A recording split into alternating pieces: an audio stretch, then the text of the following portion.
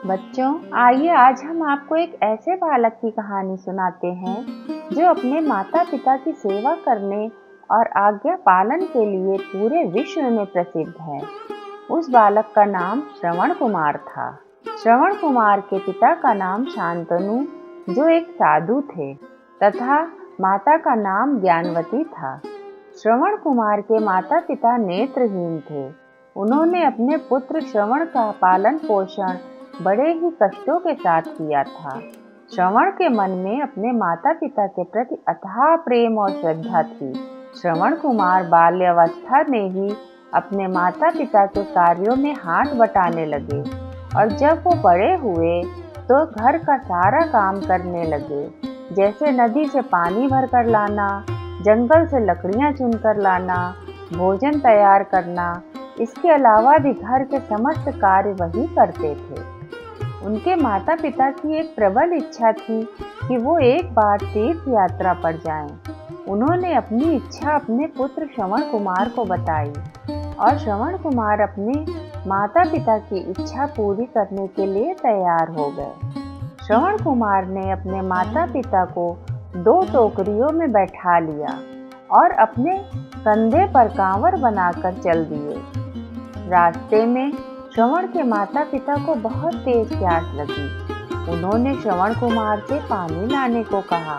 श्रवण कुमार ने एक पेड़ के नीचे अपने माता पिता को बैठा दिया और कलश लेकर जल की खोज में निकल पड़े। थोड़ी दूर चलने के बाद उन्हें एक नदी दिखाई पड़ी। उसी दिन अयोध्या के राजा दशरथ वन में शिकार करने निकले थे। राजा दशरथ इतने बड़े धनुर्धर थे कि बिना देखे शस्त्र भेदी बाण से शिकार कर लेते थे। उन्हें नदी के तट पर आहट सुनाई दी। उन्होंने सोचा कि अवश्य कोई वन्य जीव नदी के तट पर प्यास बुझाने आया है। राजा दशरथ ने शब्द भेदी बाण चला दिया, किंतु वो बाण किसी वन्य प्राणी को नहीं बल्कि श्रवण कुमार को जा लगा, जो अपने माता पिता के लिए जल लेने गए थे। बाण उनके सीने में जाकर लगा और वो पीड़ा से कराहने लगे। श्रवण का रुदन सुनकर राजा दशरथ को अपनी गलती का एहसास हुआ और वे नदी के तट पर श्रवण कुमार के पास पहुंचे। वहां श्रवण कुमार घायल अवस्था में पड़े हुए थे। राजा दशरथ को अपनी गलती पर बहुत ही पश्चाताप हुआ। वे अपने आप को कोसने लगे और श्रवण कुमार से क्षमा मांगने लगे। तब श्रवण कुमार ने कहा, हे राजन, मैं तो मर रहा हूँ, पर मुझे अपनी मृत्यु का कोई दुख नहीं है। दुख है तो मुझे अपने माता पिता की इच्छा का, जो मैं पूरा नहीं कर पाया। मैं उन्हें समस्त तीर्थों की यात्रा न करा सका और वो इस समय प्यास से व्याकुल हैं। मैं उन्हें पानी भी न पिला सका।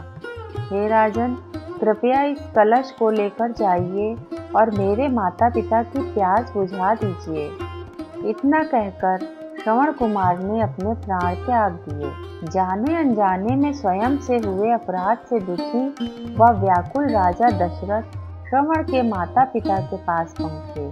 श्रवण कुमार के माता पिता देख तो नहीं सकते थे, लेकिन वो कदमों की आहट सुनकर जान गए कि ये उनका पुत्र श्रवण कुमार नहीं है। पिता द्वारा पूछने पर राजा दशरथ ने पूरा वृत्तांत सुना दिया। अपने पुत्र की मृत्यु का समाचार सुनकर माता पिता जोर जोर से विलाप करने लगे और उन्होंने राजा दशरथ को श्राप दिया कि जिस तरह से हम तड़प तड़प के अपने पुत्र के लिए प्राण त्याग रहे हैं, उसी तरह से तुम भी पुत्र वियोग में तड़पोगे। इसी श्राप के कारण राजा दशरथ के बड़े पुत्र मर्यादा पुरुषोत्तम श्री राम जब 14 वर्ष को वनवास गए, तब राजा दशरथ ने पुत्र वियोग में तड़पते हुए अपने प्राण त्याग दिए थे।